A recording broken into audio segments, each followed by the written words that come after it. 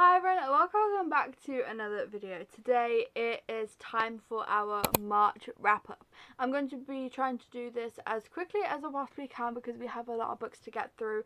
I'm also going to try and not go into too much detail about them just because I do have most of these books, if not all of them, for videos. So let's just get right into it. So first off we have Kill Switch by Penelope Douglas. I read this during a 24-hour readathon that I did with my sister, and I must say this one was a lot taken. There was a lot of information, a lot happening, a lot to uncover, and learning about Damon's story was very interesting to me. This was the book that I was most looking forward to, and I must say it did live up to the hype that I had in my head. Like, this one was really good, and seeing the character growth in this book was really interesting, and I would highly recommend this series if you love a dark romance. Then we have King of Envy by Anne Huang. Now this one actually really surprised me because when I first started reading it, it was kind of slow. It took me a while to get into it. I was kind of like bored, but then I got to probably just under 100 pages and that was it. I was gripped. I was intrigued in the storyline, the characters and all of that stuff. It really grabbed my attention and I couldn't put it down, and so I did end up reading it all in one sitting, which was great. Then we have Ruckus by LJ Shen. Now this one, I don't want to say I was disappointed by it because I wasn't necessarily disappointed. It was just not quite what I was expecting, where I wasn't really as intrigued in it as I thought I was going to be. I thought because it was Sister's boyfriend or ex-boyfriend or something. Yeah, because it was Sister's ex-boyfriend, I thought I was going to absolutely love this because I've read other books like it with this trope and I've loved it.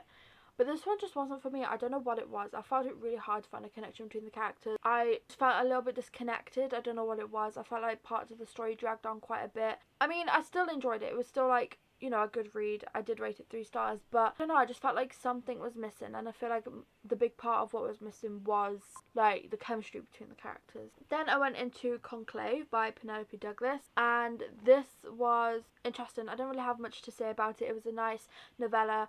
I didn't really feel like it was needed, and it ended up being completely different from what I read on the back, at least. Like, it just wasn't what I was expecting, but it was still good, and still, you should still read it.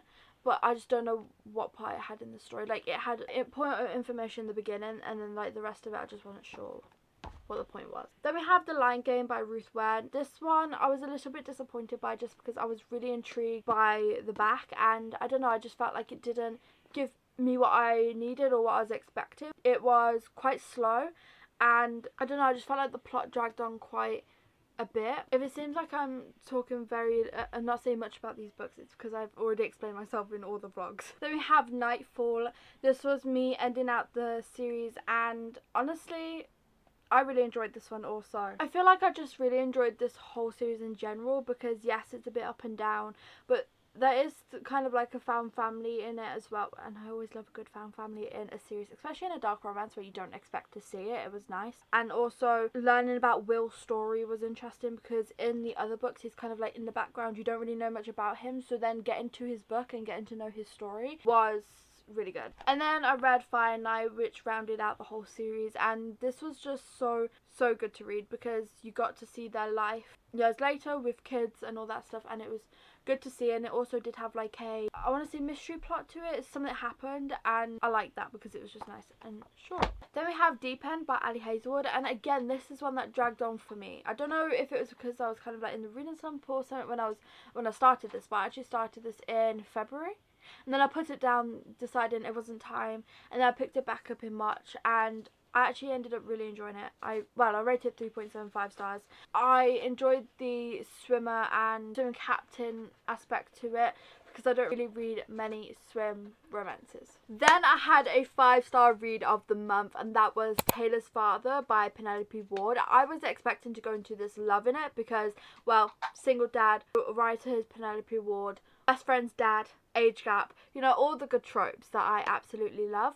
Now, starting into it, I was kind of like, this is like a weird setup. Not in like a bad way, it was just different from what I normally read, and I didn't know where it was going to go. But then I ended up really enjoying it. I ended up also reading it in one sitting, and what was even cooler about this is that there was like funny things added to it. There's a bit of like comedy For example, she ended up getting stung by a jellyfish and he ends up having to pee on her. And then there's like this whole situation. That's all I'm going to say.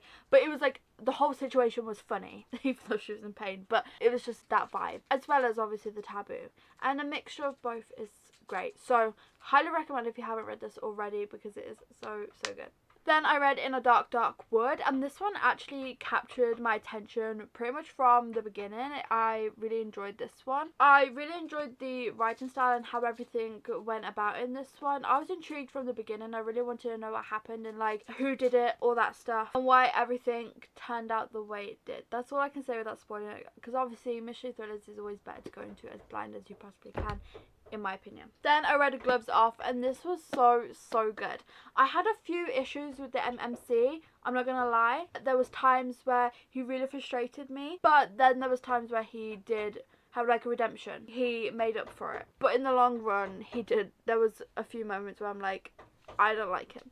He's annoying me at this point. But otherwise, the whole story I really enjoyed. And she's trying to get her inheritance, and the only way to do that is to marry each other. They're both getting something out of it. So like a marriage of convenience type thing, which again is always interesting. Then I read The Air by Sophie Lark. I finally started this series. It has been a long time coming for me to finally start this series, but I was highly disappointed by it. That's just because I went into it thinking it was going to be one thing, and it turned out to be completely different. It ended up being like a love triangle-ish type of thing, and if you know me already, I don't like love triangles at all. Not for me personally, and so it just really threw me off and just made me not enjoy it so much. Then I read Long Shot, and this one I also ended up really enjoying. It is obviously a really hard read, and I knew that going into it. I just didn't know like what it covered, if you know what I mean, like what the people was like warning everyone about, but now I get it, and I would definitely say very hard read. But what this is about, I don't want to spoil it, but what it's about, it was done so well, like so well. The writing couldn't have been any better. You could tell that everything was really thought out and all that stuff, and it was just so good, because yes, this is about a basketball player, but there's so much more to that, and it becomes like a heavier story. But I highly recommend this. Check trigger warnings. Then I read The Wild Card, and oh my goodness, this is so good. Yet again, another single dad. If we know, we know. One of my favourite tropes. It took a little time to get into it, but when I say little, I mean like this much. And then otherwise I was hooked. As soon as it started to get into like the deep stuff of the story, absolutely love the characters.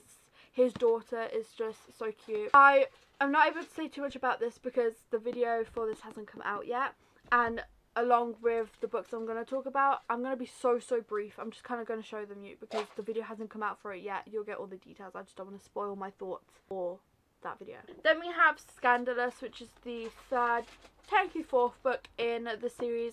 I was so glad to be continuing on with this series finally, because well, I've been reading it for so long. There is an age gap following a 33-year-old and an 18-year-old. He is also mute. Then we have the last book in the series, Bane. And all I'm going to say about this one is this was probably my least favourite book in the series. We have The Photo Finish by Elsie Silver. Frontrunner and The False Start. I'm so glad that I was able to complete another series. I feel like one of the good things I did in March was I was able to finish a lot of series, which is great. That's what my goal was. Then we have Mate by Ali Hazelwood, again with a finishing series. This one was so good. It kept me intrigued. And then we also have Problematic Summer Romance. I really enjoyed it as well. It was a quick, easy read.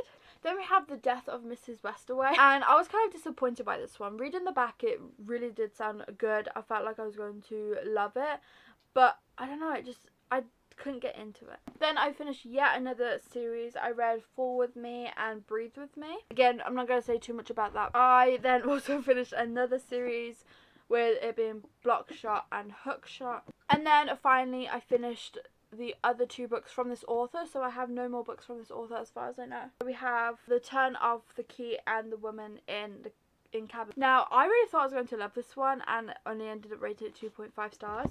And then this one was average. I think what I've kind of discovered is Ruth Ware is like a hit or miss author for me, but I'm never going to get like a high rating. And then finally, again, these two is for another video that I haven't brought out yet, but you will see hopefully very, very soon, and that is the reappearance of Rachel Price and Great Big Beautiful Life. I'm not going to say anything about those just because I'm going to spoil anything. That is all. I think there's like 24 books here that I read in March or something like that, which is actually quite a lot considering in February I only read 8. I was really on a reading roll, and I think what helped with that was the 24-hour readathon with my sister. It really got me on a roll. So that is it for today's video. Thank you all so much for watching. Please remember to like, subscribe, and I hope to see you on my next one. Bye!